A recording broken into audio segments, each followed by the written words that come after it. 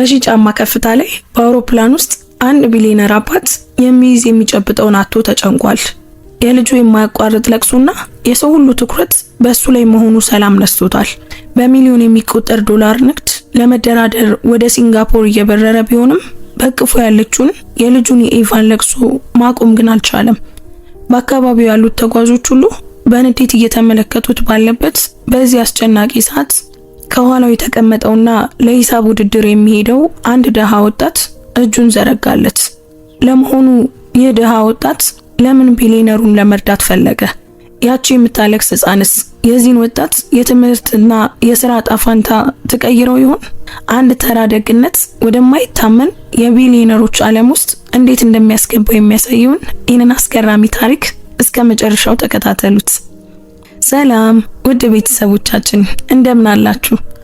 ታሪኩን ከመጀመራችን በፊት እስኪ ይህንን ልብ አንጠልጣይ ታሪክ በየትኛው የዓለም ክፍል ሆናችሁ እንደምትከታተሉት ኮመንት ላይ ጻፉልን። ከሁላችሁም መስማት እንፈልጋለን። ያላችሁበትን ሀገር፣ ዓለም፣ የከተማችሁን ስም ጻፉልን። ታሪክ ሰውን ይቀይራል ብላችሁ የምታምኑ ከሆነ በደግነት ይህን ቪዲዮ ላይክ አድርጋችሁ ጀምሩት። እንደዚህ አይነት ታሪኮችን መስማት የምትወዱ ከሆነ ደግሞ አሁኑኑ ሰብስክራይብ በማድረግ ቤተሰባችንን ተቀላቀሉ። በየቀኑ የምንለቃቸው አዳዲስ ታሪኮች እንዳያመልጧችሁም የደውል ምልክቱን ተጫኑ። አሁን በቀጥታ ወደ ታሪካችን እንመለስ። ቢሊዮነሩ ብራንደን ስተርሊንግ ከጃካርታ ወደ ሲንጋፖር በሚያደርገው በረራ በቢዝነስ ክላስ ውስጥ ወንበር 2A ላይ ተቀምጧል። የ6 ወር ልጁ ኢቫ ለተከታታይ 3 ሰዓት ያህል ባለቀሰችው ከፍተኛ ለቅሶ የተነሳ ፊቱ በድካምና በአፍረት ቀልቷል። በበረራው ላይ የነበረ እያንዳንዱ ተጓዥ በገንዘብ፣ በስልጣን ወይም በማንኛውም ተስፋ መቁረጥ ሊቆም የማይችል የሚመስለውን ያንን የማያቋርጥ ለቅሶ ሲያዳምጥ ቆይቷል። ብራንደን ሁሉንም ነገር ሞክሯል። ኢቫን አቅፎ በበረራው መተላለፊያ ላይ ተራምዷል። የጡጦ ወተት ሰጥቷታል። በተደጋጋሚ ዳይፐር ቀይሮላታል።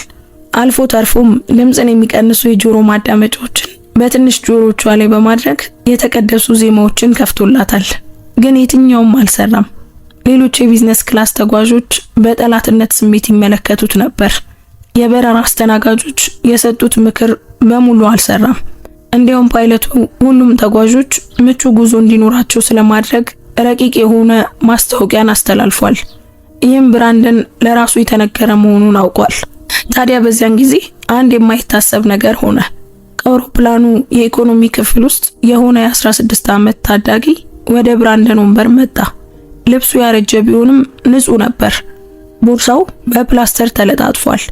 ፈቃድ ሳይጠይቅ ወይም ራሱን ሳያስተዋውቅ ታዳጊው በእርጋታ እጆቹን ወደምታለቅሰው ሕፃን ዘረጋ።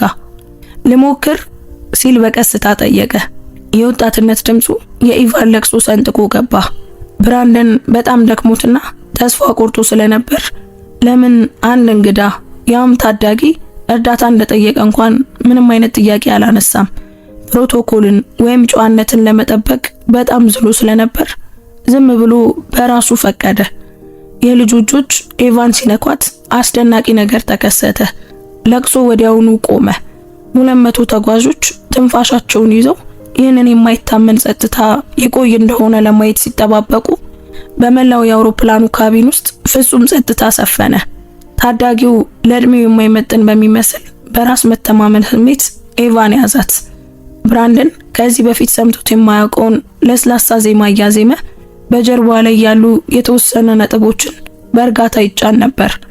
ለሰዓታት በጭንቀት ተዘግቶ የነበሩት የኢቫ አይኖች ቀስ ብለው ተከፈቱና በልጁ ፊት ላይ አረፉ። ከአውሮፕላኑ መነሳት ጀምሮ ለመጀመሪያ ጊዜ ረጋ ያለች፣ ሰላማዊና ደስተኛ የሆነች ትመስል ነበር። ቆይ እንዴት ልታደርገው ቻልክ?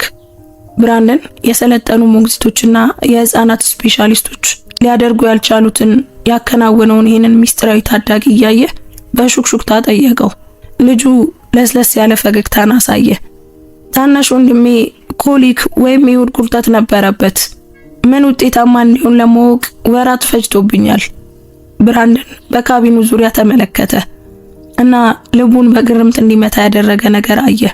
እያንዳንዱ ተጓዥ አሁን በተቃውሞ ሳይሆን በአድናቆትና በምስጋና ይመለከታቸው ነበር። ነገር ግን ብራንደንን በጣም ያስገረመው በልጁ ላይ ያስተዋለው ነገር ነበር። የታዳጊው ቦርሳ በሂሳብ ውድድር ባጆች የተሞላ ነበር። ማስታወሻ ደብተሩ ውስብስብ በሆኑ ሂሳቦች የተሞላ ሲሆን በአይኖቹ ውስጥ ከእድሜው በላይ የሆነ ብልህነት ይታይበት ነበር። አንተ ማነህ? ብራንደን ጠየቀው። ድምፁ በአድናቆትና በጉጉት ተሞልቶ ነበር። ታዳጊው በሚያስደንቅ ብስለት ብራንደንን በቀጥታ አይኑን አየው። ስሜ ካሌብ ይባላል። እድሜ 16 ነው። የምኖረው በቺካጎ ሲሆን ወደ ሲንጋፖር እየሄድኩ ያለሁት በዓለም አቀፍ የሂሳብ ውድድር ላይ ለመሳተፍ ነው። ብራንደን የአእምሮ ሰላሙንና የልጁን ምቾት የታደገው ሰው የሰለጠነ ባለሙያ ወይም ሀብታም ሰው አለመሆኑን ሲረዳ ዓለሙ ሲቀየር ተሰማው።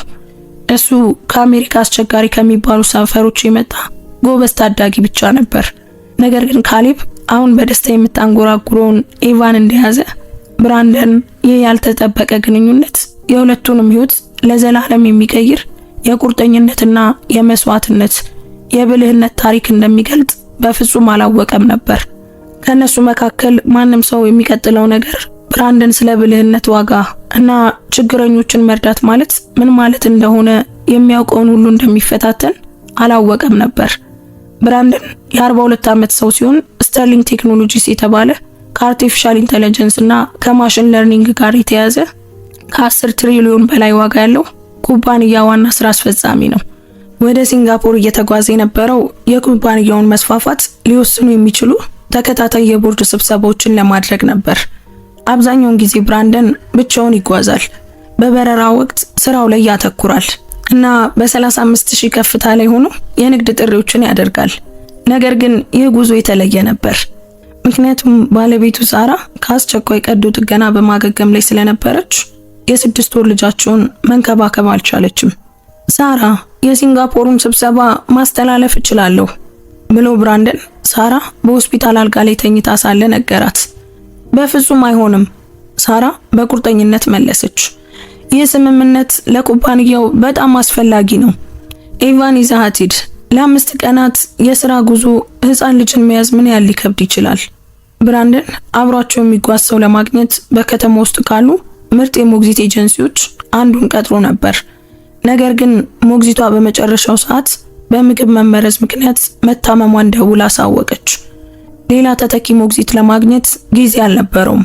ብራንደን ምንም አይነት የህፃናት እንክብካቤ ልምድ ሳይኖረው ጠቃሚ የንግድ ስብሰባዎች እያሉበት ከ6 ወር ህፃን ልጅ ጋር ወደ ሲንጋፖር በሚሄድ አይሮፕላን ውስጥ ራሱን አገኘው። በመጀመሪያው የበረራ ሰዓት ኤቫ ፍጹም ነበረች። በቢዝነስ ክላስ ውስጥ በሰላም ተኝታ ነበር። ብራንደን ውሎችንና የፋይናንስ ትንበያዎችን ይገመግም ነበር። የባለቤቱ ሐሳብ ትክክል እንደነበር ማሰብ ጀምሯል። ከዚያም ኤቫ እያለቀሰች ተነሳችና የብራንደን በራስ መተማመን ሙሉ በሙሉ ጠፋ። ሳራ ካዘጋጀችው ጡጦ ሊሰጣት ሞከረ። ነገር ግን ኤቫ በከፍተኛ ሁኔታ አልቀበልም ብላ አለቀሰች። በትንንሽ እጆቿ እየገፋች ይበልጥ ጮኸች። በአውሮፕላኑ መጸደጃ ቤት ውስጥ ዳይፐር ሊቀይርላት ሞከረ። ያ ተሞክሮ እንዲያልበውና ግራ እንዲገባው አደረገው። ኤቫ ግን አሁንም ማልቀሷን ቀጥላለች። ሳራ ስታደርግ እንዳየው በእርጋታ አቅፎ በመተላለፊያው ላይ ለመራመድ ሞከረ። ነገር ግን የኤቫ ለቅሶ ይበልጥ እየጠነከረና ተስፋ አስቆራጭ እየሆነ መጣ። የበረራ አስተናጋጆች በሌሎች ተጓዦች ላይ የሚፈጠረውን ረብሻ በመስጋት በባለሙያ ፈገግታ ምክር ሰጡት። አንዳንድ ጊዜ ህፃናት እስኪደክማቸው ድረስ ያለቅሳሉ ሲል አንዱ የበረራ አስተናጋጅ በዲፕሎማሲያዊ መንገድ መከረው። ዋይት ኖዝ ለመክፈት ሞክሯል ሲል ሌላኛው ጠየቀ። የባህር ማዕበል ድምጽ ያለው ትንሽ መሳሪያ መጡ፣ ግን ምንም አልሰራም። ኤቫ ያን ያህል ትንሽ ለሆነ የሰው ልጅ የማይቻል በሚመስል ጥንካሬ ታለቅስ ነበር። ሰዓታት እያለፉ ሲሄዱ ብራንደን በቢዝነስ ክላስ ካቢን ውስጥ በዙሪያው እየተፈጠረ ያለውን የጠላትነት መንፈስ ይበልጥ ተረዳ። በወንበር 1 ኤ ላይ አዛውንቱ ነጋዴ ሚስተር ሃሪሰን በየጥቂት ደቂቃው ሰዓታቸውን በድራማዊ ሁኔታ ይመለከቱ ነበር። ለዚህ ነው ልጆች በቢዝነስ ክላስ ውስጥ መግባት የሌለባቸው። ሚስተር ሃሪሰን ብራንደን ሊሰማው በሚችለው ድምጽ ለባለቤታቸው አንሾካሾኩ። በወንበር 3 ቢ ላይ ታዋቂዋ ባለጸጋ ወይዘሮ ራምሴ በስልኳ ላይ በንዴት ትተይባለች። ምናልባትም በረሯን ስላበላሹት ግዴለሽ ወላጆች ለጓደኛዋ ቅሬታ እያቀረበች ሊሆን ይችላል። አንዳንድ ሰዎች ለሌሎች ሰዎች ግድ የላቸውም አለች ለረዳቷ። ልጅሽን መቆጣጠር የማትችይ ከሆነ አውሮፕላን ውስጥ ይዘሽ መግባት የለብሽም። ብራንደን ፊቱ በሀፍረትና በንዴት ሲቃጠል ተሰማው። እነዚህ ከራሱ ማህበራዊ ክበብ የተውጣጡ ሀብታምና ተደማጭ የሆኑ ሰዎች ነበሩ። አንዳንድ ጊዜ ከቁጥጥር ውጪ የሆኑ ሁኔታዎች አስቸጋሪ ሁኔታ እንደሚፈጥሩ መረዳት ነበረባቸው። ነገር ግን ብራንደን ለወላጆች በተፈጥሮ ይመጣል ብሎ በሚያስበው ነገር ሲታገል የነሱ ፍርድ በጣም ከባድ ሆኖ ተሰማው። እሱ በቢሊዮን የሚቆጠር ገንዘብ ስምምነቶችን ማስተዳደርና በመቶዎች የሚቆጠሩ ሰራተኞችን መምራት የሚችል ብልህ ነጋዴ ነው። ሆኖም የራሱን የ6 ወር ልጅ እንዴት እንደሚያረጋጋ ማወቅ አልቻለም። በጣም የሚያሳምመው ነገር ደግሞ የኢቫን ጭንቀት ማየትና ያንን ለማስተካከል ምንም አይነት አቅም እንደሌለው ሆኖ መሰማቱ ነበር። እያንዳንዱ ለቅሶ አካላዊ ምቾት ማጣት ብቻ ሳይሆን ብራንደን እንዴት እንደሚያሟላው ያልገባው ጥልቅ ፍላጎትን የሚገልጽ ይመስላል። በረራው በቀጠለ ቁጥር ብራንደን ከወቅታዊ ሁኔታ በበለጠ መጨነቅ ጀመረ። በሲንጋፖር የ5 ቀናት አስፈላጊ የንግድ ስብሰባዎች አሉበት። ባለሀብቶችና አጋሮች በተሞሉበት የስብሰባ አዳራሽ ውስጥ የሚያለቅስ ሕፃን መያዝ አይቻልም። ኢቫን በትክክል መንከባከብ ካልቻለ መላው የደቡብ ምስራቅ እስያ መስፋፋት ስምምነቱ ሊፈርስ ይችላል። ብራንደን ያልታወቀው ነገር ከሱ በ3 ረድፍ ኋላ በኢኮኖሚ ክፍል ውስጥ የ16 ዓመቱ ካሊብ የኢቫን ለቅሶ በጭንቀትና በማስተዋል እያዳመጠ መሆኑን ነበር። ካሊብ ወደ ሲንጋፖር ብቻውን እየተጓዘ ነበር። ጥቂት ንብረቶቹን የያዘ ቦርሳ እና ማህበረሰቡ ምግብ በመሸጥ መኪና በማጠብና በትንንሽ መዋጮች በሰበሰቡት ገንዘብ የተገዛ የአውሮፕላን ትኬት ይዟል። ዓለም አቀፍ የሂሳብ ውድድሩ ለቺካጎ ቴክኖሎጂ ኢንስቲትዩት የሙሉ ትምህርት እድል ስኮላርሺፕ ለማግኘት ብቸኛው እድሉ ነበር። ይህ እድል የእሱን ህይወት ብቻ ሳይሆን የመላው ቤተሰቡን የወደፊት እጣ ፋንታ ሊቀይር የሚችል ነበር። ካሊብ የመጣው ከቺካጎ ሲሆን እዚያም ከእናቱ ከአያቱና ከ3 ታናናሽ ወንድምና እህቶቹ ጋር በ2 ክፍል ተከራይተው ይኖራሉ። እናቱ ዲያና ቤተሰቡን ለማስተዳደር እንደ ረዳት ነርስ በ2 ፈረቃ ትሰራለች። አያቱ አቢጌል ደግሞ በቀን ውስጥ ልጆቹን ይንከባከባሉ። ከ2 ዓመት በፊት ታናሽ እህቱ ዞዬ ስትወለድ ከባድ የሆነ የሆድ ቁርጠት ኮሊክ ነበረባት። በቀንም ሆነ በሌሊት ለሰዓታት ታለቅስ ነበር። ቤተሰቡ ዞዬን ወደ ስፔሻሊስት ለመውሰድ ወይም ውድ ሕክምናዎችን ለማግኘት አቅም አልነበራቸውም። ስለዚህም ካሊብ ስለ ሆድ ቁርጠት መድኃኒቶችን በማጥናት ስለ ህፃናት ማሳጅ ዘዴዎችን በመማር እህቱን ለማረጋጋት የተለያዩ መንገዶችን በመሞከር ወራትን አሳልፏል። በጥረት በትዕግስትና በቁርጠኝነት ካሊብ በመጨረሻም የዞዬን ለቅሶ በደቂቃዎች ውስጥ ሊያቆሙ የሚችሉ የነጥብ ጫናዎችን፣ የመያዝ አቀማመጥንና የማረጋጊያ ዘዴዎችን አገኘ። ካሊብ አንተ አስማታዊ እጆች አሉ ትል ነበር አያት አቢጌል። ይህ ልጅ ማንኛውንም ህፃን ማረጋጋት ይችላል። ካሊብ የኢቫ ጩኸት በአውሮፕላኑ ካቢን ውስጥ ሲያስተጋባ ሲሰማው ዞዬ ታሳየ የነበረው አይነት የጭንቀት ለቅሶ መሆኑን አወቀ። ህፃኗ የሆድ መነፋትና ከፍተኛ መረበሽ እንዳለባት የሚያሳዩ ልዩ ድምጾች እና ምቾት ማጣትን መስማት ይችል ነበር። መርዳት እንደሚችል ያውቃል። ነገር ግን ከአንድ ድሃ ሰፈር የመጣ ታዳጊ በቢዝነስ ክላስ ያለን ሀብታም ነጋዴ ሲቀርበው በጥርጣሬ በጠላትነት ወይም ውድቅ በመደረግ ሊታይ እንደሚችል ያውቃል። ካሊብ በ16 ዓመታት ህይወት ውስጥ ብዙ ሰዎች የሱን ፍላጎት ወይም ችሎታ ሳይመለከቱ እንደ ስጋት ሊያዩት እንደሚችሉ ለመረዳት የሚያስችል በቂ መድሎና ጭፍን ጥላቻ አጋጥሞታል። ለ2 ሰዓታት ያህል ካሊብ ከውሳኔው ጋር ታገለ። የሂሳብ መጽሐፉን አውጥቶ የወደፊት ህይወቱን በሚወስነው ውድድር ላይ ለማተኮር ሞከረ። ነገር ግን የኢቫ ተስፋ አስቆራጭ ለቅሶ ትኩረት ማድረጉን የማይቻል ነገር አደረገበት። በመጨረሻም የካሊብ ርህራሄ ውድቅ የመደረግ ፍራቻውን አሸነፈው። ካሊብ መጽሐፉን ዘግቶ ቆመ። በአቅራቢያ ያሉ ተጓዦች ለምን አንድ ታዳጊ ወደ ቢዝነስ ክላስ እንደሚሄድ ለማወቅ የሚመለከቱትን የጉጉት እይታ ችላ በማለት ተራመደ። በኢኮኖሚና በቢዝነስ ክላስ መካከል ያለችው የበረራ አስተናጋጅ ካሊብን በትህትናና በጥርጣሬ ተመለከተችው። ልረዳ እችላለሁ ስትል ወደ ወንበሩ ልትመልሰው በተዘጋጀ ድምጽ ጠየቀች። ቢዝነስ ክላስ ውስጥ ያለው ህፃን ካሊብ በቀስታ ተናገረ። ልረዳው የምችል ይመስለኛል። የበረራ አስተናጋጇ እንደገና በጥርጣሬ ተመለከተችው። ቢዝነስ ክላስ ውስጥ ከቤተሰብ ጋር ነው የምትጓዘው? አይ አይደለም፣ ካሌብ በአክብሮት መለሰ። ነገር ግን ስለ ህፃናት የሆድ ቁርጠት ልምዱ አለኝ እና ለቅሶን አውቀዋለሁ። አንዳንድ ሊረዱ የሚችሉ ዘዴዎችንም አውቃለሁ።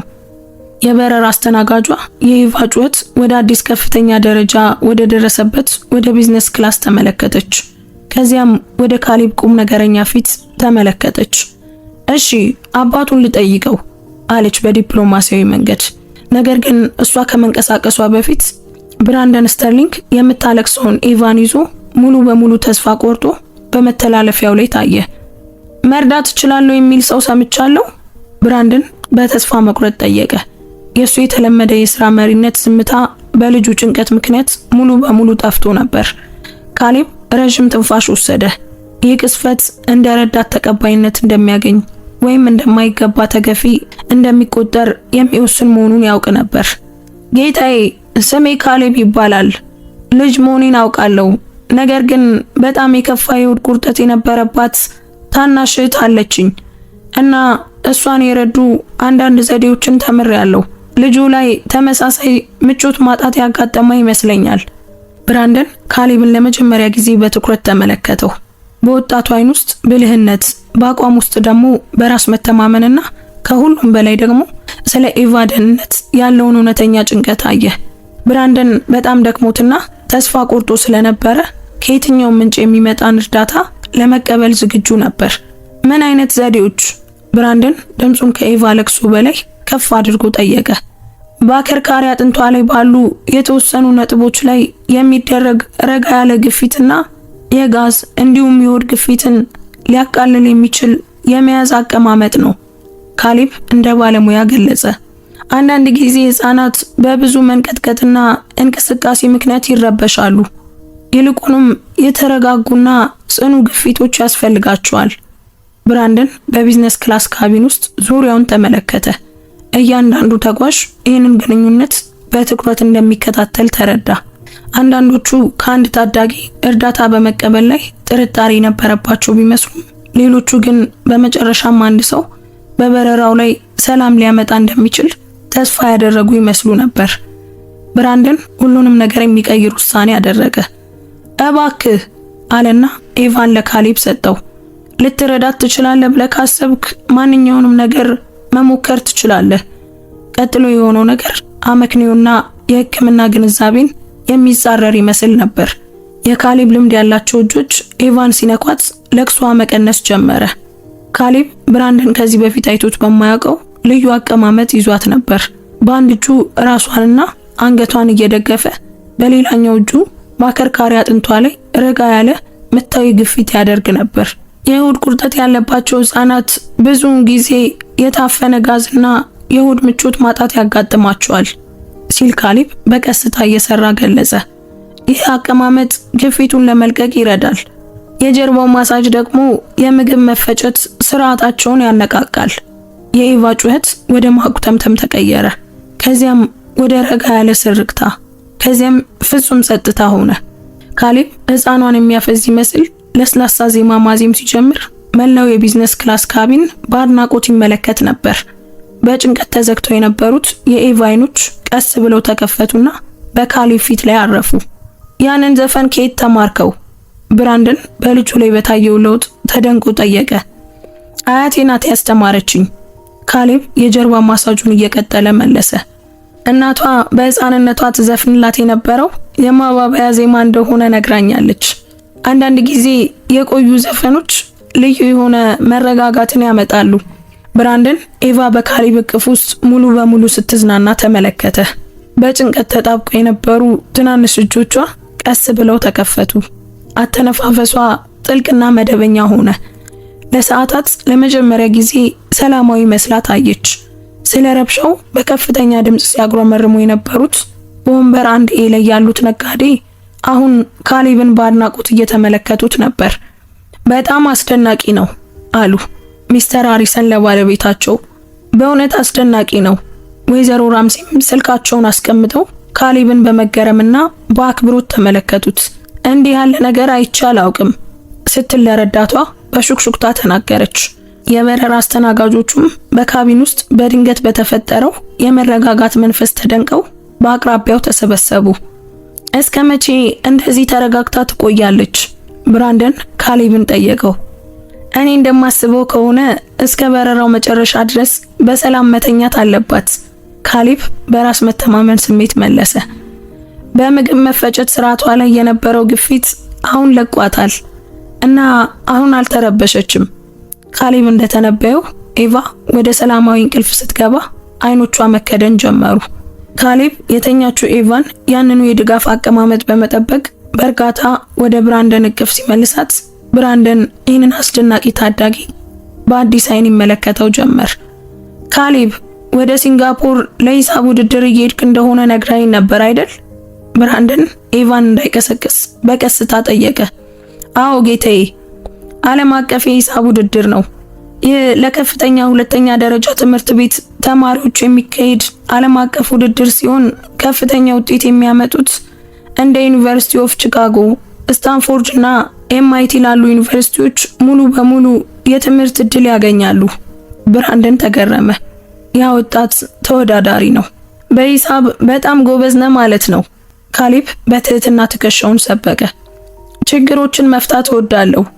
የሂሳብ እኩሌታም ይሁን የሚያለቅስ ሕፃን የማረጋጊያ መንገድ፣ ለኔ ሁለቱም ትክክለኛ አቀራረብን የሚፈልጉ እንቆቅልሾች ናቸው። እስኪ ስለ ታሪክ ንገረኝ። ብራንደን ኤቫ በቅፉ ተኝታ ሳለ ወንበሩ ላይ ተመቻችቶ ተቀመጠ። እንዴት የ16 ዓመት ልጅ ከቺካጎ ለዓለም አቀፍ የሂሳብ ውድድር ሊታጭ ቻለ? የካሌብ አይኖች ታሪኩን ሲያጋራ ይበሩ ነበር። ምንም እንኳን አሁንም በመተላለፊያው ላይ እንደቆመ ቢሆንም በብራንደን አጠገብ ባለው ባዶ የቢዝነስ ክላስ ወንበር ላይ እንዲቀመጥ ተጋባዥ መሆኑን እርግጠኛ አልነበረም። ሁል ጊዜም ከቁጥሮች ጋር ጎበዝ ነበርኩ፣ ነገር ግን በቺካጎ የነበረው ትምህርት ቤቴ ጠንካራ የሂሳብ ፕሮግራም አልነበረውም። አብዛኛውን ትምህርት የመማሪያ መጽሐፍትንና የኢንተርኔት መረጃዎችን በመጠቀም በራሴ ነው የተማርኩት። ብራንደን ካሌብ እንዲቀመጥ ምልክት ሰጠው። ይበልጥ ለመስማት ጓጉቶ ነበር። የሂሳብ መምህሬ ወይዘሮ ኬንዳል በ8ኛ ክፍል ችሎታ ያስተውለው የሚፈቱ ተጨማሪ ጥያቄዎችን ይሰጡኝ ነበር። የመላው ሁለተኛ ደረጃ ትምህርት ቤቱን ትምህርት በ6 ወር ውስጥ ስጨርስ የኮሌጅ ትምህርቶችን በኢንተርኔት እንደወስድ ረዱኝ። ለሲንጋፖር ውድድር እንዴት ብቁ ልትሆን ቻልክ? ብራንደን ጠየቀ። የክልሉን ውድድር አሸነፍኩ፣ ከዚያም የከተማውን፣ በመጨረሻም የብሔራዊ ማጣሪያውን ሲል ካሌብ በቀላሉ ገለጸ። እያንዳንዱ ደረጃ ከበድ ይላል፣ ነገር ግን ሌሎች የማያስተውሏቸውን በሂሳብ ጥያቄዎች ውስጥ እኔ ማየት ችዬ ነበር። ብራንደን ከፊት ለፊቱ ያለው ታዳጊ ተራ አለመሆኑን መረዳት ጀመረ። እሱ የሚያለቅስ ሕፃን የማረጋጋት ችሎታው እንዳይምሮ ብቃቱ አስደናቂ የሆነ የሂሳብ ሊቅ ነበር። የሲንጋፖር ጉዞ እንዴት ተመደበልህ? ብራንደን ጠየቀ። ምንም እንኳን መልሱን ቢገምተውም የካሌብ ፊት ይበልጥ ቁም ነገረኛ ሆነ። የሰፈሪ ሰው ለበረራ ትኬትና ለቆይታዬ ገንዘብ አሰባስበውልኝ ነው። የሰፈሪ ጸጉር አስተካካዮች፣ የቤተ ክርስቲያን ሰዎች፣ የራሳቸውን ወጪ መሸፈን የማይችሉ ጎረቤቶች እንኳን ሁሉም በእኔ አቅም ስለሚያምኑ የራሳቸውን አስተዋጽኦ አድርገዋል። ብራንደን ባጠገቡ በተቀመጠ ወጣት ላይ ያለው ግንዛቤ ጥልቅ ለውጥ አመጣ። ካሌብ በተፈጥሮ ጎበዝ ብቻ አልነበረም። እሱ የራሳቸው የኢኮኖሚ ትግል ቢኖርባቸውም በሱ ስኬት ላይ ኢንቨስት ያደረጉ የመላው ማህበረሰብ ተስፋና ህልም ተሸካሚ ነበር። ውድድሩን ብታሸንፍ ምን ይሆናል? ብራንደን ጠየቀ። ለታዋቂ ዩኒቨርሲቲ ሙሉ የትምህርት እድል ከኑሮ ወጪ ጋር አገኛለሁ። ካሌብ በረጋ የቁርጠኝነት ድምጽ መለሰ። ያ ማለት ሂሳብና ኮምፒውተር ሳይንስ በከፍተኛ ደረጃ አጥንቼ በመጨረሻም ወደ ማህበረሰቤ ተመልሼ እንደኔ ላሉ ልጆች የትምህርት ፕሮግራሞችን መፍጠር እችላለሁ ማለት ነው። ብራንደን አንድ አስደናቂ ነገር እየተመለከተ መሆኑን ተረዳ። የሂሳብ ብልህነትን ብቻ ሳይሆን እድል ካገኘ ዓለምን ሊቀይር የሚችል ባህሪና ራዕይ ያለው ልጅ። ነገር ግን ካሌብ ከፍተኛ ጫና ተሸክሞ እንደነበርም አስተዋለ። አንድ ውድድር ህልሙን ይከተል ወይም የማህበረሰቡን ኢንቨስትመንት ፍሬ እንዳላመጣ አውቆ ወደ ቺካጎ ይመለስ እንደሆነ ይወስናል። ኤቫ በሰላም መተኛቷን ስትቀጥል ብራንደን ራሱን እንኳን ያስገረመ ውሳኔን አደረገ። ካሌብ እኔ አንድ የምሰጥ ግብዣ አለኝ ብራንደን ተናገረ። የሥራ መሪ አይምሮ ቀድሞውኑ እቅዱን ነድፏል። ካሌብ በጉጉትና በጥንቃቄ ተመለከተው። ምን አይነት ግብዣ ነው ጌታዬ? በሲንጋፖር ለ5 ቀናት አስፈላጊ የንግድ ስብሰባዎች አሉብኝ እና እንዳየኸው ዓለም አቀፍ ድርድር እያደረኩ ኤቫን ለመንከባከብ ፈጽሞ ዝግጁ አይደለሁም። ብራንደን የካሌብን ምላሽ በትኩረት ለመከታተል ለጥቂት ጊዜ ዝም አለ። እናም በሲንጋፖር ቆይታዬ የኤቫ ሞግዚት እንድትሆን እፈልጋለሁ። በቀን $500 ከፍልሃለሁ። ከኔ ክፍል ጎን ሆቴል አዘጋጅልሃለሁ እና ወደ ሂሳብ ውድድር የምትሄድበትን ትራንስፖርት አመቻቻለሁ። ካሌብ ብራንደንን በድንጋጤ ተመለከተው። በቀን ያን ያህል ጌታዬ? እናቴ በአንድ ሳምንት ውስጥ ከምታገኘው በላይ እኮ ነው። ያ በሲንጋፖር ውስጥ የባለሙያ ሞግዚት ዋጋ ነው ብራንደን መለሰ። እና እውነቱን ለመናገር እኔ ልቀጥረው ከምችለው ከማንኛውም ባለሙያ በላይ ከኤቫ ጋር ጎበዝ መሆንን አስመስክረሃል። የካሌብ አይምሮ የብራንደን ግብዣ ሊያመጣ የሚችለውን ውጤት ሲያሰላ ተረበሸ። ያ ገንዘብ የቤተሰቡን ሕይወት ይለውጣል። ነገር ግን የወደፊት ሕይወቱን በሚወክለው ውድድር ላይ ያለውን ትኩረት ስለማጣቱ ተጨነቀ። ሚስተር ብራንደን በግብዣው ክብር ይሰማኛል፣ ነገር ግን ለዚህ የሂሳብ ውድድር በሚገባ መዘጋጀት አለብኝ። መላው የወደፊት ሕይወቴ በዚህ ውጤት ላይ ነው ካሌብ ተናገረ። ብራንደን በካሌብ ብስለትና ቅድሚያ ለሚሰጣቸው ነገሮች ባለው ጥንቃቄ ፈገግ አለ። ሙሉ በሙሉ ተረድቼሃለሁ፣ ይገባኛል። ውድድሩ ቀዳሚ ተግባር ነው። እኔ የምፈልገው በንግድ ስብሰባዎች ወቅት ኤቫን በመያዝ እንድትረዳኝ ብቻ ነው። ምሽት ላይ ደግሞ በትርፍ ጊዜ ለማጥናትና ለመዘጋጀት ሙሉ ነፃነት ይኖርሃል። ብራንደን ወደፊት ጠጋ አለ።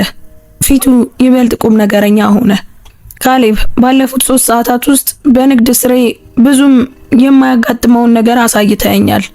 ሌሎች ሊፈቱትን ያልቻሉትን ችግር የሚፈታ በጫና ውስጥ ሆኖ የሚረጋጋ እና ከግል ጥቅም ይልቅ በእውነተኛ ርህራሄ የሚንቀሳቀስ ሰው መሆንን አይቻለሁ። ምን ማለት ነው ጌታዬ? ካሌብ ጠየቀ። በኢኮኖሚ ክፍል ወንበር ላይ ተቀምጠ ያንተ ኃላፊነት ያልሆነውን የሚያለቅስ ሕፃን ችላ ማለት ትችል ነበር። አንተ ግን አንድ እንግዳን ለመርዳት ስትል ውድቅ የመደረግና የሀፍረት ስጋትን ተጋፍጠሃል። የአይነቱ ባህሪ ከሂሳብ ልቅነት ይልቅ ብርቅ ነው። ካሌብ ወደ ሲንጋፖር የሚያደርገው ጉዞ ባልተጠበቀ ሁኔታ በመቀየሩ ግራ ተጋባ። በትምህርት ዕድል ውድድር የጀመረው ነገር ተለቀና ውስብስብ ነገር ገጠመው። ለማሰብ ጥቂት ጊዜ ማግኘት እችላለሁ ሲል ጠየቀ። አሁን በእርግጥም ጊዜ መውሰድ ትችላለህ ብራንደን መለሰ። ነገር ግን አንድ ተጨማሪ ነገር መጥቀስ ይኖርብኛል። ምንድነው? የብራንደን ፊት ይበልጥ ቁም ነገረኛ ሆነ። ስተርሊንግ ቴክኖሎጂ ዝቅተኛ ገቢ ካላቸው ማህበረሰቦች ለመጡ ልዩ ተሰጥኦ ላላቸው ተማሪዎች የትምህርት ዕድልና ድጋፍ የሚሰጥ ፋውንዴሽን ነው። በሂሳብ ውድድሩ ላይ ከምታመጣው ውጤት ባሻገር የትምህርት ግቦችን እንዴት መደገፍ እንደምንችል መነጋገር እፈልጋለሁ። ካሌብ ይህ በአውሮፕላን ውስጥ የሆነ ያልተጠበቀ ግንኙነት መቼም አስቦት የማያውቀውን በር ሊከፍት እንደሚችል ሲረዳ ልቡ በከፍተኛ ሁኔታ መምታት ጀመረ። ነገር ግን እርግጠኛ ያለመሆን ስሜትም ተሰማው። የብራንደን ግብዣ እውነተኛ እርዳታ ነው ወይስ ከጀርባው ሌላ ውስብስብ ነገር አለ? ከአንድ ቢሊዮነር ምጽዋት መቀበል በራሱ የመቆም ስሜቱንና ክብሩን ይነካው ይሆን? አውሮፕላኑ ወደ ሲንጋፖር መውረድ ሲጀምር ካሌብ ለውድድሩ የተጓዘበት ርቀት በሲንጋፖር ቆይታው ከሚገጥመው ትልቁ ፈተና ጋር ሲነጻጸር ቀላል ሊሆን እንደሚችል ተረዳ። እውነተኛ ፈተና ብራንደን ስተርሊንግ የሚወክለው የሀብት የልዩ መብትና የእድል ዓለም እያደራደሩ ለሱ መሰረት ለሆኑት እሴቶችና ማህበረሰቦች እውነተኛ ፈተና ብራንደን ስተርሊንግ የሚወክለውን የሀብት የልዩ መብትና የእድል ዓለምን እያደራደሩ ለሱ መሰረት ለሆኑት እሴቶችና ማህበረሰቡ ታማኝ ሆኖ መቀጠል። ነገር ግን ካሌብ ሕፃኗ ኤቫ በአባቷ አቅፍ ውስጥ በሰላም ተኝታ ሲመለከት የቅስፈት ገና መረዳት በጀመረው መንገድ ህይወቱን እንደቀየረው አወቀ። አውሮፕላኑ በሲንጋፖር ቻንጊ አውሮፕላን ማረፊያ ሲያርፍ ካሌብ መላ የወደፊት ህይወቱን የሚቀይር ትልቅ ውሳኔን አደረገ። ሚስተር ብራንደን አለ ካሌብ ተጓዦች ንብረታቸውን መሰብሰብ ሲጀምሩ በቀስታ ግብዣውን ተቀብያለሁ። በንግድ ስብሰባዎቹ ወቅት ኤቫን በመንከባከብ እረዳውታለሁ። ብራንደን አስፈላጊ ድርድሮቹን ብቻውን ሕፃን ልጅ እየያዘ ማከናወን እንደሌለበት ሲረዳ ትልቅ እረፍት ተሰማው። ከዚያ በላይ ግን ስለዚህ አስደናቂ ወጣት ይበልጥ ለመማር እድል በማግኘቱ የእውነት ተደስቷል። እሺ ጥሩ፣ ብራንደን መለሰ። ኤቫ በሰላም እንቅልፏን እንደቀጠለች በእቅፏ አመቻችቶ ያዛት። ወደ ሆቴል የሚወስደንን መኪና እየጠበቅን ነው። በጉዟችን ላይ ስለ ዝግጅቶቻችን ዝርዝር ጉዳዮችን መነጋገር እንችላለን። አብረው በአውሮፕላን ማረፊያ ውስጥ ሲራመዱ አንድ ቢሊየነር ዋና ስራ አስፈጻሚ፣ የተኛች ሕፃንና ከቺካጎ የመጣ ታዳጊ። ካሌብ የሰዎችን የጉጉት እይታ ማስተዋሉ አልቀረም። በአብዛኛው ቦታዎች ላይ የማይታይ ትኩረት የማይስብ መሆኑን ለምዶት ነበር። አሁን ግን ከብራንደን ስተርሊንግ ጋር መራመዱ በድንገት በሚያስደስትና በሚያስደንቅ ሁኔታ እንዲታይ አድርጎታል። ከውጭ የሚጠብቃቸው መኪና ካሌብ ከዚህ በፊት አይቶት የማያውቀው አይነት ነበር። ጥቁርና ዘመናዊ መኪና፣ የደንብ ልብስ የለበሰ ሹፌር ያለው ሲሆን ውስጡም ከተሽከርካሪ ይልቅ የቅንጦት ቢሮ ይመስል ነበር። ዓለም አቀፍ የሂሳብ ውድድሩ ነገ በመክፈቻ ስነ ስርዓት ይጀምራል። ካሌብ መኪና ውስጥ ሲቀመጡ ተናገረ። እውነተኛው ውድድር ለ3 ቀናት የሚቆይ ሲሆን የተለያዩ የሂሳብ ክህሎቶችን የሚፈትኑ የተለያዩ ዙሮች አሉት። ብራንደን ካሌብ ስለ ውድድሩ አደረጃጀት ሲያስረዳው በትኩረት ያዳምጥ ነበር። በወጣቱ ዝግጅትና ስልታዊ አስተሳሰብ ተደንቋል። ጠንካራ ጎን ምንድን ነው? ብራንደን ጠየቀ። የቁጥር ቲዮሪና ኮምቢናቶሪያል ማቴማቲክስ ነው፣ ካሌብ በራስ መተማመን ስሜት መለሰ። በተጨማሪም ለዚህ አይነት ውድድር በጣም አስፈላጊ በሆነው በጊዜ ገደቦች ውስጥ ችግሮችን በመፍታት ረገድ በጣም ጎበዝ ነኝ። በሲንጋፖር በተጨናነቁ መንገዶች ላይ ሲጓዙ ብራንደን ካሌብን እያጠናው በአክብሮት ይመለከተው ነበር። ይህ በሂሳብ ጎበዝ የሆነ ታዳጊ ብቻ አይደለም፣ በሚያስደንቅ የትንታኔ ክህሎት፣ በስሜታዊ ብልህነትና በጽናት የተሞላ ወጣት ነው። ብራንደን ይህንን ጽናት በንግድ ዓለም ውስጥ ካሳየው የራሱ እድገት ጋር አመሳስሎታል። በሲንጋፖር መሃል ወደሚገኘው ባለ 5 ኮከብ ራፍለስ ሆቴል ሲደርሱ ካሌብ ወደ ሌላ ዓለም የገባ መሰለው። የሆቴሉ ግቢ ካሌብ ከዚህ በፊት ከገባበት ከማንኛውም ህንጻ ይልቅ የሚያምር ሆኖ በማርነር ወለል፣ በክሪስታል መብራቶችና ምናልባትም ከቤተሰቡ የዓመት ኪራይ የበለጠ ዋጋ ባላቸው የቤት ዕቃዎች የተሞላ ነው። ሚስተር ብራንደን እንኳን ደህና መጡ አላቸው የሆቴሉ ስራ አስኪያጅ በባለሙያ ቅልጥፍና እየቀረበ። የለመዱት ክፍል ዝግጁ ነው። እንደጠየቁትም ጎን ለጎን ያሉ ክፍሎችን አዘጋጅተናል። በሊፍት ወደ ላይኛው ፎቅ ሲወጡ ካሌብ ያለበትን እውነታ ለመረዳት ሞከረ። ከ12 ሰዓት ባነሰ ጊዜ ውስጥ በሲንጋፖር ቆይታው ምግብ ለመግዛት አቅም ይኖረው እንደሆነ እያሰበ በኢኮኖሚ ክፍል ተቀምጦ ነበር። አሁን ግን ስኬታማ ከሆኑ ነጋዴዎች የአንዱ እንግዳ ሆኖ በቅንጦት ሆቴል ውስጥ ይኖራል። የብራንደን ክፍል ከካሌብ ቤተሰብ ሙሉ ቤት ይበልጣል። ከመሬት እስከ ጣራ ድረስ ያሉ መስኮቶች፣ ሙሉ ወጥ ቤት፣ የመመገቢያ ቦታና በርካታ መኝታ ክፍሎች አሉት። ክፍል በዚያ በር በኩል ነው። ብራንደን ጎን ለጎን ያለውን ክፍል እያመላከተ ተናገረ። የራስ መታጠቢያ ቤትና የ24 ሰዓት የክፍል አገልግሎት ሩም ሰርቪስ ይኖራል። ካሌብ የክፍሉን በር ከፍቶ ሲገባ በውበቱና በስፋቱ ተደመመ። አልጋው ካየው ከማንኛውም አልጋ ይበልጣል። መታጠቢያ ቤቱ ከማርነር የተሰራ ገንዳና በወርቅ የተለበጡ ዕቃዎች አሉበት። መስኮቱ አስደናቂ የጋርደን እይታ ያሳያል። ሚስተር ብራንደን፣ ይህ በጣም አስደናቂ ነው። ነገር ግን መጠየቅ ያለብኝ ነገር አለ። ቆይ ለምን ለኔ እንደዚህ ደግ ሆኑልኝ? ገና በደንብ እንኳን አላወቁኝም፣ ካሌብ ጠየቀ። ብራንደን ከረጅም እንቅልፍ እየተነሳች ለነበረችው ኤቫ ጡጦ እያዘጋጀ ነበር። ካሌብ፣ በንግድ ህይወቴ ውስጥ ልዩ የሆኑ ሰዎችን በፍጥነት መለየትን ተምሬያለሁ። በአውሮፕላን ውስጥ ያደረከው ነገር ስለ ሕፃን እንክብካቤ ብቻ አልነበረም። ችግር የመፍታት ክህሎትን፣ ስሜታዊ ብልህነትንና ሌሎች ባልፈለጉበት ጊዜ እርምጃ የመውሰድ ድፍረትን የሚያሳይ ነው። ብራንደን ላፍታ ቆም ብሎ የጡጦውን ሙቀት በእጁ ላይ ፈተነ። ከዚያ በላይ ግን በአንተ እድሜ የነበርኩበትን ራሴን አስታወስከኝ። እኔም እድሎች ጥቂት በነበሩበት አካባቢ ነው የመጣሁት። ዋጋዬን ለማረጋገጥ ከየትኛውም ሰው በላይ ጠንክሬ መስራት ነበረብኝ። ካሌብ በዚህ መረጃ ተገረመ። ሀብታም ሆነው አላደጉም ማለት ነው? ብራንደን ኤቫ ጡጧን በደስታ ስትቀበል ፈገግ አለ። አባቴ በሱራባያ የፋብሪካ ሰራተኛ ነበር። እናቴ ደግሞ ቤተሰቡን ለማስተዳደር ቢሮዎችን ታጸዳ ነበር። በዩኒቨርሲቲ ኦፍ ኢንዶኔዥያ ቢዝነስ ለማጥናት የትምህርት እድል አገኘው። ኩባንያዬን ከምንም ተነስቼ ነው የገነባሁት። ይህ መረጃ ስለ ብራንደን የነበረውን ግንዛቤ ሙሉ በሙሉ ቀየረው። ሁሉም ቢሊነሮች በሀብት ውስጥ የተወለዱ መስሎት ነበር። ነገር ግን ይህ አስደናቂ ስኬት ከዝቅተኛ መሰረት ሊመጣ እንደሚችል ማረጋገጫ ማግኘቱ አስደሰተው። ልዩነቱ ብራንደን ቀጠለ። እኔ በአቅሜ የሚያምኑና እኔ ራሴ ልከፍታቸው ያልቻልኳቸውን በሮች የሚከፍቱልኝ ሜንቶርስ መካሪዎች ነበሩኝ። እኔ ደግሞ ላንተ ያ አይነት መካሪ መሆንን እፈልጋለሁ። በሚቀጥለው ጧት ካሌብ በቅንጦት ሆቴል ክፍል ውስጥ ነቃ። በሚወስነው ውድድር ምክንያት የመደሰትና የመጨነቅ ስሜት ተደራርቦበታል። ብራንደን የቁርስ አገልግሎት ወደ ሁለቱም ክፍሎች እንዲመጣ ከማድረጉም በላይ የንግድ ስብሰባዎቹንና የኤቫን እንክብካቤ ጊዜያት የሚያሳይ ፕሮግራም አዘጋጅቷል። ዛሬ ከጠዋቱ 4 ሰዓት እስከ 10 ሰዓት ስብሰባ አለብኝ፣ ብራንደን በቁርስ ወቅት ገለጸለት። ኤቫ አብዛኛውን ጊዜ ከ7 ሰዓት እስከ 9 ሰዓት ድረስ ትተኛለች። ስለዚህ በውድድር ላይ ለማተኮር 2 ሰዓታት ይኖሩሃል። ካሌብ ብራንደን ለቅድሚያ ተግባራቱ ላሳየው መረዳት አድናቆት ነበረው።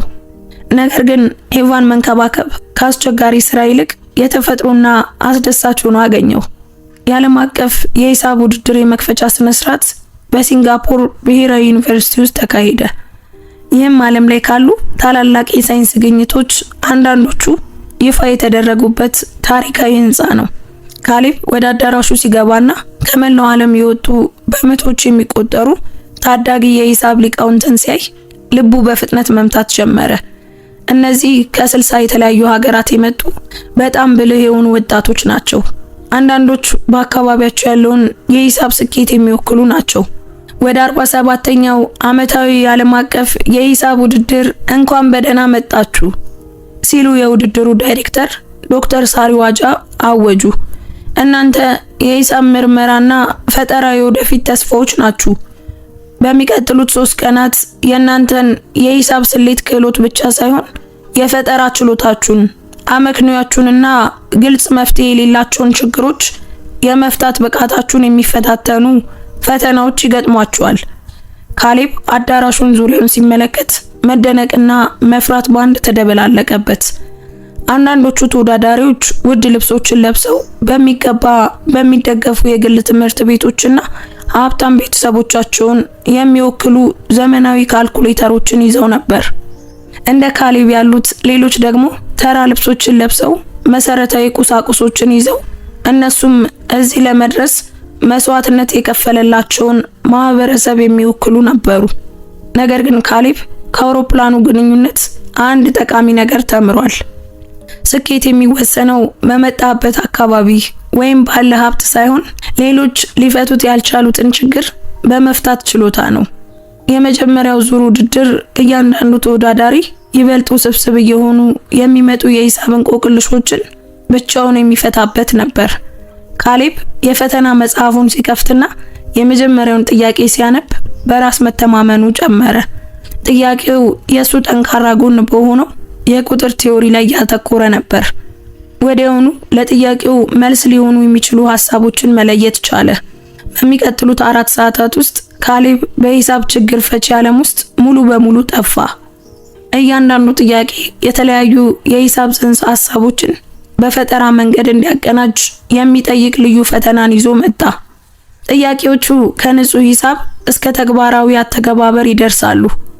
በቴሌኮሙኒኬሽን ኔትወርኮች ተስማሚ የሆነ የስርጭት ስርዓትን መወሰን፣ ለዘረመል ውርስ የፕሮባቢሊቲ ስርጭትን ማስላት፣ ባለ ብዙ ልኬት ቦታዎችን የሚያካትቱ ውስብስብ የጂኦሜትሪ ማስረጃዎችን መፍታት እና ለሀብት ክፍፍል ችግሮች አልጎሪዝም መፍትሄዎችን መፈለግ።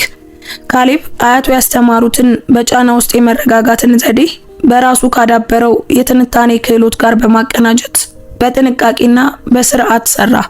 ልክ ሰዓቱ ሲያበቃ ካሌብ በስራው ላይ ጥንቃቄ የተሞላበት ተስፋ ነበረው። ነገር ግን ውድድሩ በሚቀጥሉት 2 ቀናት ይበልጥ እየከበደ እንደሚሄድ ያውቅ ነበር። ከመጀመሪያው ዙር ውድድር በኋላ ካሌብ ወደ ሆቴል ሲመለስ ብራንደን በቶኪዮ ካሉ ባለሀብቶች ጋር በቪዲዮ ሲወያይ ያገኘው። እንዴት ነበር ካሌብ? ብራንደን ወዲያውኑ ጠየቀው። እውነተኛ ጭንቀቱ በድምጹ ላይ ይታይ ነበር። በመጀመሪያው ዙር ጥሩ የሰራው ይመስለኛል፣ ካሌብ መለሰ። ነገር ግን እዚህ በጣም ጎበዝ የሆኑ ተወዳዳሪዎች አሉ። የሂሳብ ብስለቱ ደረጃ እኔ ከዚህ በፊት ካየሁት ከማንኛውም ነገር በላይ ከፍተኛ ነው። ብራንደን በካሌብ ድምጽ ውስጥ ጥርጣሬ እንዳለ ተረዳ። ከፍተኛ ውጤት የሚያመጡ ሰዎች ወደ አዲስ ውድድር ደረጃ ሲሸጋገሩ የሚያጋጥማቸው ራስን የመጠራጠር ስሜትን አወቀው። ካሌብ፣ በመጀመሪያው ትልቅ የንግድ ፕሬዘንቴሽን ወቅት የተማርኩትን ነገር ልንገርህ። ካሌብ በጉጉት ራሱን ነቀነቀ። ከኔ በብዙ 10 ዓመታት የበለጠ ልምድ ባላቸው ሰዎች በተሞላ ክፍል ውስጥ ገለጻ አደርግ ነበር። በዚያ መገኘት እንዳለብኝ መጠራጠር ጀመርኩ። ነገር ግን ወደዚያ ስብሰባ የተጋበዝኩት እኔ የማቀርበው ጠቃሚ ነገር ስላለኝ መሆኑን ተረዳው። ይህም ሌሎች ሊያገኙት የማይችሉት እይታና ክህሎት ነው። ብራንደን ኤቫን በቀለማት ያሸበረቁ ኩቦችን ስትጫወት በወንበሯ ላይ አመቻቻት። አንተም ለዚህ ውድድር የተመረጥከው እንዲሁ በዘፈቀደ አይደለም። እዚህ ቦታህን ያገኘኸው በሚያስደንቅ የሂሳብ ችሎታ ነው። እዚህ ያደረሰ ክህሎት ላይ እምነት ሊኖር ይገባል። ካሌብ የብራንደንን ምክር ሲቀበል በራስ መተማመኑ ተመለሰ። በሌሎች ተወዳዳሪዎች ብልጫ ላይ በጣም ከማተኮሩ የተነሳ የራሱን ልዩ ጥንካሬ ዘንግቶት ነበር። አሁን ደግሞ ብራንደን በፈገግታ ቀጠለ። ለዛሬው ቀትር ኤቫን እንድትረዳኝ ቀጥሬ ያለው ብዬ አምናለሁ። ለደቡብ ምስራቅ እስያ መስፋፋታችን ጠቃሚ ከሆኑ አጋሮች ጋር ስብሰባ አለብኝ። በሚቀጥሉት 3 ሰዓታት ውስጥ ካሌብ ኤቫን መንከባከብ የሚያረጋጋና የሚያነቃቃ ሆኖ አገኘው። እሷ ስለ ዓለም ያላት ጉጉት፣ እሱ አዳዲስ ፕሮብሌሞችን ለመፍታት ያለውን ፍላጎት አስታወሰው። ካሌብ በጨዋታዎች አማካኝነት ለኤቫ ቀላል የሂሳብ ጽንሰ ሐሳቦችን ያስተምራት ጀመር። ኩቦችን መቁጠር፣ ቅርጾችን በቀለም በመጠን መለየት እና በአሻንጉሊቶቿ የተለያዩ ሂሳቦችን መፍጠር። ተመልከች ኤቫ፣ አለ ካሌብ ኩቦቹን በስርዓት እየደረደረ። 2 ቀይ ኩቦች ካሉን፣ ከዚያ 4 ሰማያዊ፣ ከዚያ 6 ቢጫ፣ ቀጥሎ ምን ይመጣል? ኤቫ እጆቿን አጨበጨበችና አረንጓዴውን ኩብ ያዘች። በ6 ወር ዕድሜዋ ሂሳቡ የገባት ይመስል ነበር። ካሌብ ለሕፃን ልጅ የሂሳብ ጽንሰ ሐሳቦችን ማስተማሩ ስለ መሰረታዊ መርሆች በአዲስ መንገድ እንዲያስብ እንደረዳው ተረዳ። ይህም ለሚቀጥለው የውድድር ዙር ጠቃሚ ዝግጅት ሆነለት። የውድድሩ 2ኛው ቀን 4 ተሳታፊዎች ያሉበት ቡድን ተቀናጅቶ ብዙ እይታዎችንና አቀራረቦችን የሚጠይቁ ውስብስብ የሂሳብ ፈተናዎች የሚፈተኑበት ነበር። ካሌብ ከጃፓን፣ ከጀርመን፣ ከብራዚል ከመጡ ተወዳዳሪዎች ጋር በአንድ ቡድን ተመደበ። መጀመሪያ ላይ ከሱ ይበልጥ መደበኛ የሂሳብ ስልጠናን ካገኙ ተማሪዎች ጋር በመስራቱ ተጨንቆ ነበር። ነገር ግን በዋና ከተሞች ያለውን የትራፊክ ፍሰት ለማቀላጠፍ የአልጎሪዝም መፍትሄዎችን መንደፍ በሚለው የመጀመሪያ ፈተና ላይ መስራት ሲጀምሩ የሱ ልዩ ታሪክ በእርግጥም ጠቃሚ ሆኖ ተገኘ። በቺካጎ ውስጥ ትራፊኩን በቀጥታ ታዝቤያለሁ፣ ካሌብ በቡድን ውይይቱ ወቅት ተናገረ። የሂሳብ ሞዴሉ እንደ ሰዎች ባህሪ፣ የአየር ሁኔታና የአስቸኳይ ጊዜ ሁኔታዎች ያሉ የእውነተኛ ዓለም ተለዋዋጮችን ግምት ውስጥ ማስገባት ይኖርበታል። በንጹህ ቲዮሪ ላይ ሲሰራ የነበረው ጃፓናዊው ኬንጂ ካሌብን በአዲስ አክብሮት ተመለከተው። በጣም ጥሩ ነጥብ ነው ያነሳው። የሂሳብ መፍትሄዎቻችን በተግባር ሊተገበሩ የሚችሉ መሆን አለባቸው። ቀኑ እየገፋ ሲሄድ ካሌብ በተፈጥሮ በቡድን ውስጥ የመሪነት ሚናን መያዝ ጀመረ። የቲዮሪ ሂሳብን ከተግባራዊ ችግር ፈቺነት ጋር የማገናኘት ችሎታው የቡድን አጋሮቹን አስደነቀ። ይህም ይበልጥ የተሟላ መፍትሄ እንዲያዘጋጁ ረዳቸው።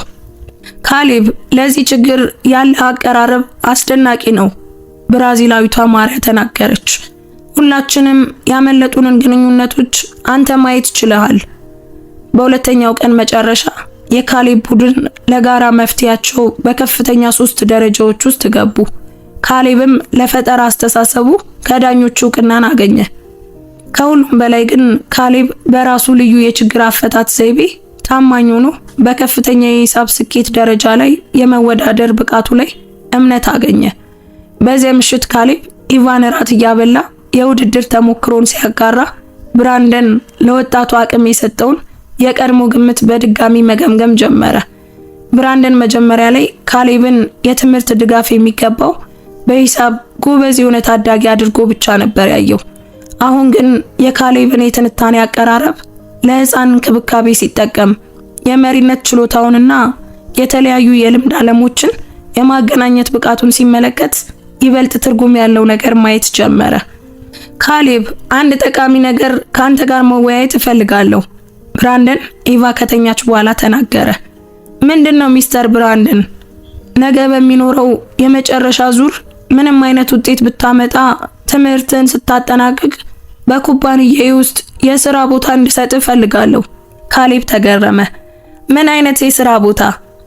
አርቲፊሻል ኢንተለጀንስ እና የሂሳብ ሞዴሊንግን ለማህበራዊ ችግሮች መፍቻነት የሚጠቀም አዲስ የሥራ ክፍል ላይ ነው የማስበው። እንደ የትምህርት እኩልነት፣ የጤና አገልግሎት ተደራሽነትና ዝቅተኛ ገቢ ባላቸው ማህበረሰቦች ውስጥ ስላለው የኢኮኖሚ ልማት ችግሮች። ብራንደን ራእዩን ሲያብራራ ደስተኛ ነበር። አንተ አብዛኞቹ ጎበዝ የሂሳብ ሊቃውንት የሌላቸው ነገር አለ። የችግር አፈታትን ቲዮሪያዊ ገጽታ ብቻ ሳይሆን መፍትሄ ለሚፈልጉ ሰዎች የሚያጋጥሟቸውን የእውነተኛ ዓለም ፈተናዎች ትረዳለህ። ያ ጥምረት በጣም ብርቅና ጠቃሚ ነው። ካሌብ ብራንደን ባቀረበው ሐሳብ ስፋት ተደመመ። ሚስተር ብራንደን፣ ይህ በጣም አስደናቂ ነው፣ ግን እኔ ገና 16 ዓመት ልጅ ነኝ። ለእንዲህ አይነቱ ትልቅ ነገር አስተዋጽኦ ለማድረግ ገና ብዙ መማር ያለብኝ ይመስለኛል። በትክክል፣ ብራንደን መለሰ። ለዚህ ነው በሚቀጥሉት ጥቂት ዓመታት ውስጥ ትምህርትህንና እድገትህን መደገፍ የምፈልገው።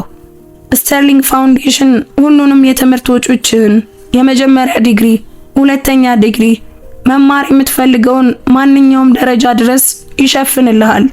በምላሹም ክህሎትህን እንዳንተ ላሉ ማህበረሰቦች ጥቅም ላይ ለማዋል ቃል ትገባለህ። ካሌብ ብራንደን ከገንዘብ ድጋፍ በላይ የሆነ ነገር እያቀረበለት መሆኑን ተረዳ። ካሌብ ለእሴቶቹና ለማህበረሰቡ ታማኝ ሆኖ ህልሙን እንዲያሳካ የሚያስችለውን አጋርነት ነበር ያቀረበለት። የዓለም አቀፉ የሂሳብ ውድድር ሶስተኛውና የመጨረሻው ቀን እያንዳንዱ ተሳታፊ ውስብስብ የሆነ ግልጽ የሂሳብ ችግርን ፈቶ መፍትሄውን ለዳኞች የሚያቀርብበት ነበር። ለካሌብ የተሰጠው ችግር ጥቅጥቅ ባለ የከተማ አካባቢ የሚዛመቱ በሽታዎችን ለመተንበይና ለመከላከል የሚያስችል የሂሳብ ሞዴል ማዘጋጀት ነበር። ይህም ስታቲስቲክስን፣ የኔትወርክ ቲዮሪና የህዝብ ጤና ፖሊሲን ማቀናጀትን የሚጠይቅ ፈተና ነበር። ካሌብ በመፍትሄው ላይ ሲሰራ እያንዳንዱን የታሪኩንና የልምዱን ገጽታ ተጠቀመ። በቺካጎ ሰፈሩ ስላለው የተጨናነቀ ሁኔታ፣ ቤተሰቡ ስለሚጋፈጡት የጤና አገልግሎት ፈተናዎችና በራሱ ጥረት ስለተማራቸው የሂሳብ መርሆች አሰበ። የካሌብ ፕሬዘንቴሽን 20 ደቂቃ ነው የፈጀ ሲሆን የድህረ ምረቃ ተማሪዎችን ሊፈታተኑ የሚችሉ የሂሳብ ጽንሰ ሐሳቦችን አካቷል። ነገር ግን የሥራው ቲዮሪያዊና ተግባራዊ አንድምታ በሚገባ እንደሚረዳ ሰው በራስ መተማመንና ግልጽነት አቀረበ። ሚስተር ካሌብ አሉ አንደኛው የውድድር ዳኛ ዶክተር ሊንዳ፣ መፍትሄ የላቀ ሂሳብ አስተሳሰብን ብቻ ሳይሆን ስለ እውነተኛ ዓለም አተገባበር ያለህን ጥልቅ ግንዛቤ ያሳያል። ይህንን አቀራረብ እንዴት ልታዳብረው ቻልክ?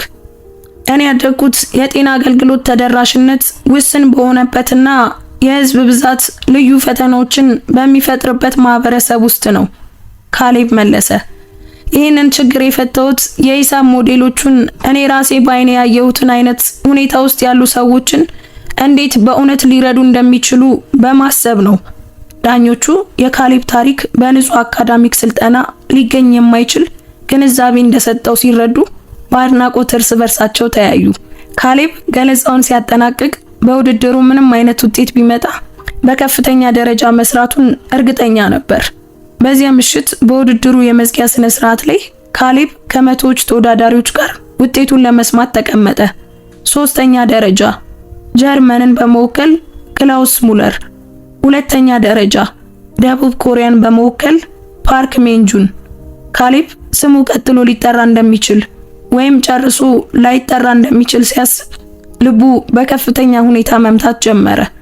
እናም የዘንድሮ የዓለም አቀፍ ሂሳብ ውድድር አሸናፊ አሜሪካን በመወከል ከቺካጎ የመጣው ካሌብ ህልሙ እውን መሆኑን ማመን አቅቶት ወደ መድረኩ ሲራመድ አዳራሹ በጭብጨባ ተናወጠ።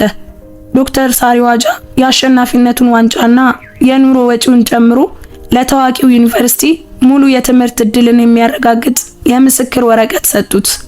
ካሌብ በእነዚህ 3 ቀናት ውስጥ የሰራው ስራ አስደናቂ ነበር አሉ ዶክተር ሳሪ ለታዳሚው። ነገር ግን ዳኞቻችንን በጣም ያስደነቀው የላቀ የሂሳብ ጽንሰ ሐሳቦችን፣ የሰዎችን የዕለት ተዕለት ህይወትን የሚነኩ የእውነተኛ ዓለም ችግሮችን ለመፍታት ያለ ችሎታ ነው። ካሌብ ዋንጫውን ይዞ መድረኩ ላይ ሲቆም ታዳሚውን ሲመለከት ብራንደን ስተርሊንግ በደስታ ሲያጨበጭብ አየው። ኤቫም የቅስፈቱን አስፈላጊነት የተረዳች ይመስል በትናንሽ እጆቿ ታጨበጭብ ነበር። በዚያው ምሽት በብራንደን ሆቴል ውስጥ ኤቫ በአቅራቢያቸው በአሻንጉሊቶች ስትጫወት ካሌብና ብራንደን ረጋ ባለ ራት ድላቸውን አከበሩ። ካሌብ ባለፉት 4 ቀናት ያደረግነውን ጉዞ መመልከት በህይወቴ ውስጥ በጣም አነቃቂ ከሆኑ ተሞክሮች አንዱ መሆኑን ልነግር እፈልጋለሁ። ብራንደን ብርጭቆን ከፍ አድርጎ ተናገረ። ሚስተር ብራንደን ላደረጉልኝ ነገር በጣም አመሰግናለሁ፣ ካሌብ መለሰ። ውድድሩ ጅማሬ ብቻ ነው። እውነተኛው ዕድል እርሶ ለወደፊት ህይወቴ ያቀረቡልኝ ትልቅ ግብዣ ነው። ብራንደን ኤቫ ወደ ካሌብ ስትጠጋ ፈገግ ብሎ ተመለከተ። ህፃኗ ያን ያህል መረጋጋት ከሰጣት ወጣት ልዩ ፍቅር እንደያዛት ግልጽ ነበር። ካሌብ ሁለታችንም በዚህ ጉዞ ወቅት ጠቃሚ ነገር ያገኘን ይመስለኛል። አንተ ችሎታን በዓለም ላይ ወደ የትኛውም ቦታ ሊያደርስ እንደሚችል አይተሃል። እኔ ደግሞ መካሪ መሆን ማለት እድሎችን ማመቻቸት ብቻ ሳይሆን ቀድሞውኑ ያለን አቅም ለይቶ ማወቅና እንዲያድግ መርዳት መሆኑን ተምሬያለሁ። ካሌብ በደስታ የምታንጎራጉረውን ኢቫን አነሳት። እሷም በትንሽ እጆቿ ጣቱን ያዘችው። የሚገርመው ነገር ምን እንደሆነ ታውቃለህ? ካሌብ ወደ ኢቫ እያየ ጠየቀ። ይህ ሁሉ የጀመረው በአውሮፕላን ውስጥ አንዲት የምታለቅስ ህፃንን ለማረጋጋት በመሞከሬ ብቻ ነው። እንዲህ ያለ ቀላል ነገር ወደዚህ ሁሉ ነገር ይለወጣል ብዬ መገመት አልችልም። ብራንደን በጥልቀት እያሰበ ራሱን በመስማማት ነቀነቀ። ህይወት እንደዚህ ናት። ትክክለኛውን ነገር ማድረግ መቼም ማስበው የማታውቀውን በር ሊከፍትልህ ይችላል። በሚቀጥለው ቀን ወደ ቤታቸው ለመመለስ ሲዘጋጁ ካሌብና ብራንደን ባልተጠበቀ ግንኙነታቸው ህይወታቸው ለዘላለም እንደተቀየረ ያውቁ ነበር። ካሌብ ከሂሳብ ውድድር በላይ የሆነ ነገር አሸንፏል። መካሪ፣ የወደፊት የሥራ መስመርና ህልሙ በጠንካራ ስራና በቁርጠኝነት እውን ሊሆን እንደሚችል ማረጋገጫ አግኝቷል። ብራንደን ደግሞ ለኤቫ ከሚሆን ጎበዝ ረዳት በላይ የሆነ ነገር አግኝቷል። የንግድ ስኬቱን፣ ማህበራዊ ችግሮቹን ለመፍታት ሊጠቀምበት የሚችል ብልህ ወጣት አጋር አግኝቷል። ከሁሉም በላይ ግን ሁለቱም አንዳንድ ጊዜ ህይወትን የሚቀይሩ እድሎች የሚመጡት እርዳታ ለሚፈልግ ሰው ትንሽ እርዳታ ከማድረግ ያችን ቀላል ውሳኔ ከመወሰን መሆኑን ተምረዋል። አውሮፕላናቸው ከሲንጋፖር ተነስቶ ወደ አሜሪካ ሲያመራ ካሌብ ህይወቱን የቀየረችውን ከተማ በመስኮት በኩል እያየ ፈገግ አለ። የቢሊየነር ህፃንን በማረጋጋት የማይታሰበውን ያደረገው የቺካጎ ልጅ አንድ የርህራሄ ተግባር ምን ያህል ርቀት ሊያደርሰው እንደሚችል ተረድቷል። አሁን ለቅሶ ቆሟል፣ ውድድሩንም አሸንፏል እና ወደፊት በካሌብ ህልም ውስጥ ባልነበሩ ሰፊ እድሎች ተሞልቶ እየተጓዘ ነው። ነገር ግን እርዳታ በጣም በሚፈልግበት ጊዜ ለመርዳት ከወሰነው ቀላል ውሳኔ ሁሉም ነገር እንደተጀመረ መቼም አይረሳውም። ውድ ቤተሰቦቻችን የዛሬው ታሪካችን ይህንን ይመስል ነበር። እንዴት አገኛችሁት? ታሪኩን እንደወደዳችሁት እንደተማራችሁበት አልጠራጠርም። እዚህ ድረስ ካዳመጣችሁትና ከጨረሳችሁት ጨርሻለሁ እያላችሁ ጻፉልን። ታሪኩን ከወደዳችሁት ሌሎችን ያስተምራል ብላችሁም ካመናችሁ ላይክ እና ሼር አድርጉት። እንደዚህ አይነት ታሪኮችን በየቀኑ ወደ እናንተ የምናደርስበትን የዩቲዩብ ቻናላችንንም ሰብስክራይብ በማድረግ ቤተሰባችንን ተቀላቀሉ። የምንለቃቸው ታሪኮች እንዳያመልጧችሁም የደውል ምልክቱን ተጫኑ። እናመሰግናለን። እንወዳችኋለን። ቸር ቆዩን።